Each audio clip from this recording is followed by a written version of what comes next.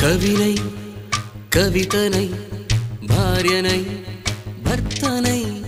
కవినై కవితనై భార్యనై భర్తనై మల్లెల దారిలో మంచు ఎడారిలో మల్లెల దారిలో మంచు ఎడారిలో పన్నీటి జయ గీతాల కన్నీటి జలపాతాల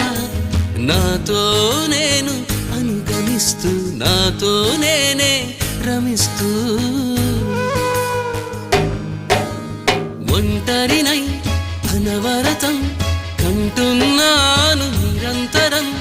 కలల్ని కథల్ని మాటల్ని పాటల్ని రంగుల్ని రంగవల్లుల్ని కావ్య కన్యల్ని ఆడపిల్లల్ని జగమంత కుటుంబం నాది